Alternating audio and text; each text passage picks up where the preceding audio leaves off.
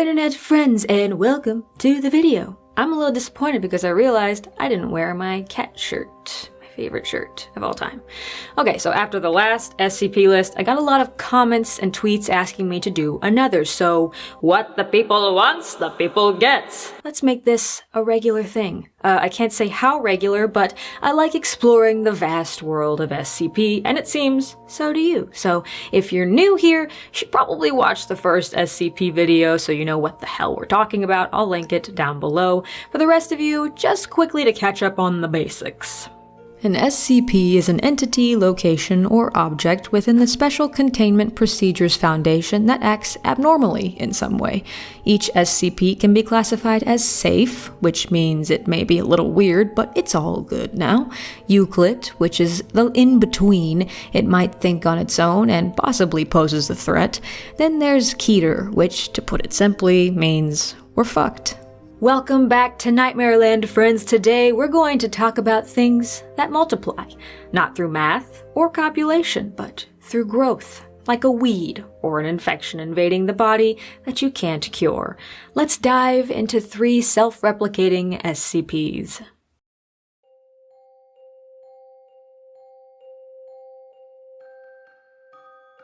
Number 3 on this list is SCP-1407. SCP class, Euclid. Cayleigh class, get those things out of your ears and talk to your grandma. Or, alternatively, turn down that noise or you're going to go deaf. Or just die. Imagine putting in a new pair of earbuds for a long car ride. At first, you don't think about anything but the passing landscape and the music filtering out of the headphones. But then you realize just how comfortable your new earbuds are.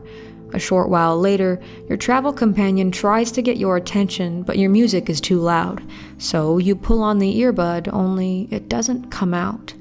You pull again, and a searing pain erupts from your ear canal. The earbud is lodged inside. The wiring has wormed its way into your inner ear and your eye sockets. Eventually, the strands will multiply, infecting your skin like veins, spreading to your stomach, brain, and intestines, where more earbuds will appear, crafted by your own bone and tissue. The buds will continue to multiply, protruding like tumors and cysts beneath the skin. Is anyone else a little itchy? If you happen to pick up one of the SCP-1407 earbuds, welcome to a very gruesome, horrifying 3-day-long march towards doom. The first unlucky person to find these earbuds was a nightclub DJ in Miami, Florida, who dropped dead in the midst of a party. In addition to dying a horrible death via replicating wires, if you happen to be around anything louder than 115 decibels, which is about the level of a rock concert, the earbuds within your body begin to mirror the sound. The longer you're exposed to the music, your skin starts to rot and flake off your body. And then, this is so lovely, because of the increased volume of wires and earbuds in your body, eventually there's no more room for anything else inside of you, and you, quote, violently eject said devices through your skin or any orifice. Have your pick. The SCP entry says that there are 11 of these earbuds in containment in southern Italy, so yeah, not visiting there anytime soon. What they don't say is how many aren't contained within the facility, how many are out there waiting to infect the next music lover. By the way, any SCP personnel who's infected by SCP-1407 is quarantined and studied and allowed to die without intervention. Company of the year right there. While the idea of earbuds growing inside of you like a weed sounds far-fetched, it's got the gross-out factor going for it. But on a deeper level, I think a lot of us want a peaceful death in our sleep. I mean, I do. Maybe you want to go out in style. That's you, do you. But something like an infection or cancer represents an all-out invasion of the body that we can't control, something that's horrifying in a real-life sort of way. That, and the idea of an inanimate object with no sinister intent, that is sinister just by nature, just by existing and replicating, even though no autonomous thought process is involved, is just like, whoa. No thank you. I'd say this trumps the spider stuck in your ear urban legend, so maybe stick to the over-the-ear headphones.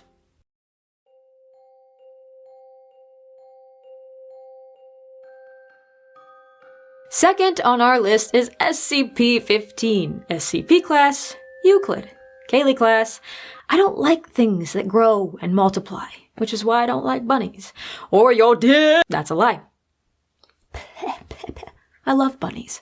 Speaking of phallic-shaped objects, this SCP is also known as the Pipe Nightmare. Good porn star name for any perspectives out there.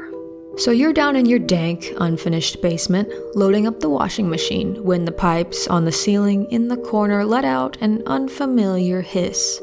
Thinking you may have a $1,000 plumbing bill in your future, you go to inspect the sound, but as you get closer, it sounds less like a hiss and more like a distant scream. And then you realize that pipe wasn't there yesterday, and it's not made of metal or PVC, but bone. And then you notice several other pipes made from human flesh, wood, steel, glass, and granite. The screams coming from within grow louder and louder. You glance behind you, and when you look back at the tubes, they've grown, and there are more new ones slithering closer each time you look away. All sex jokes aside, the Pipe Nightmare, sorry, I promise I'm gonna stop, is a forever growing conglomerate of pipes, boilers, vents, etc. that resides in a warehouse in an undisclosed location. Currently, there's an estimated 120 miles of pipe, all in various sizes, from your general small tube to the one that could easily fit a human inside of it. Not only does SCP-15 grow when not under constant watch, it tries to attach to already existing systems and buildings. Think of it like a tree root infiltrating the foundation of a house. Except way more gross because flesh pipes. Sorry, I'll stop now. SCP-15 also seems to possess self-awareness because anyone who comes too close with the power tools or attempts to destroy it will get a nice blast to the face of any of the following: mercury, rats, an unidentified family of insects, glass, seawater, entrails, or molten iron. I'm good, thanks. I'll pass. Also, SCP, being the lovely company that it is, caring about its employees' safety, allows explorations of the pipe's interiors, but only in teams of 3 and in the company of a GPS, because that's going to stop a giant radioactive giant creature from devouring them. Just smack it with the GPS. It'll be fine. You guys will be fine. Currently, the Pipe Nightmare is responsible for 11 deaths and 20 vanishings, and people do say that they hear screaming coming from within it. Likely its victims. Safe to say, it's monitored constantly, and honestly, I don't know why this isn't classified as Keter, but that's just me. So why are growing pipes horrifying? I'm sorry, I'm totally done this time, I promise.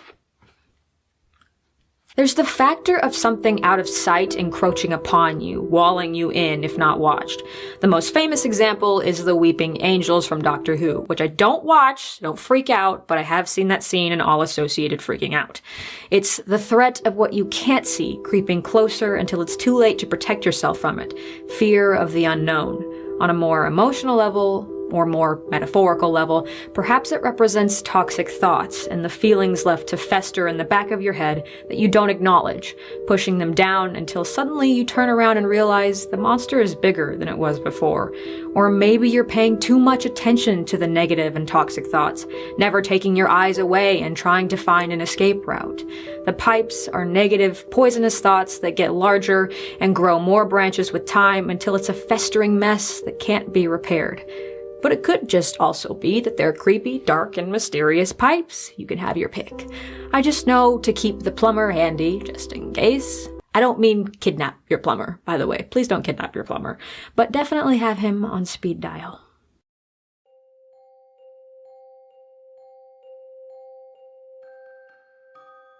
And last, we have a fearsome creature known as SCP-871. Object class, Keter, meaning end of the world bad. We fucked bad. But I have to politely disagree. It's not the end of the world, it's the beginning of my dream world. Cayleigh class, bitch, let me live in this world! Cake, cake, cake, more cake! That's right, I said cake. Cake is what the SCP Foundation has determined to be a threat to humankind, and I object. This imagination session will be a little different. You live in a cake-filled utopia, but narrowly avoid the apocalypse every day. But the way you avoid it is through indulgence. Indulgence in cake. You wake up and you eat a piece of cake. It is your duty to eat this cake at least once a day. Then you go about your life, go to sleep, and the next morning you wake up only to find that the cake you ate yesterday has been replaced by a different cake in the same place. Again, you eat your piece and it continues. But one day you decide, I just don't feel like eating cake today. I'm a bit sick of it. And then the next day, instead of one uneaten cake, you have two. What a tragedy.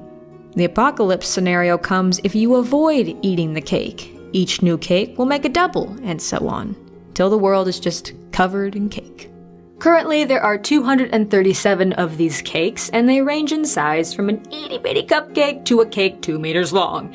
If the cake is damaged by any means, other than just plain-o stuffing it in your face, it immediately replaces itself. If things get out of hand and everyone decides to boycott eating the cake, it's estimated the Earth would be, quote, uninhabitable within 80 days. So yes, while it's sad that within 80 days the world would be mountains of cake dooming human existence, how would we ever let it get to that point? Why is this frightening? Personally, I don't know. How could it be? Who in their right mind would deny eating at least just one piece of cake daily to prevent the apocalypse? Listen, if we establish all the right laws and make it each citizen's duty to eat a piece of cake daily, we might be able to solve world hunger. I mean, it multiplies when you don't eat it. So for the love of safety of the earth and humankind, Eat the cake. You get a cake, and you get a cake, and we all get cakes. although, can you imagine if it goes wrong and an alien explorer or colonist comes to our planet and just finds a wasteland buried in endless cakes? We came for your cakes. So today's SCPs have taught me to avoid earbuds at all costs, keep an eye on my pipes. And the world will end not in fire and brimstone, but in cakes. Many, many cakes. I've intentionally left out bits and pieces of info from each SCP entry just to give you guys the chance to explore it on your own if you want, so all links to today's SCPs can be found in the description below. Have fun. Feel free to comment below, adding your interpretations or requesting SCPs that you want to cover, etc. Jesus, Mary, and Joseph!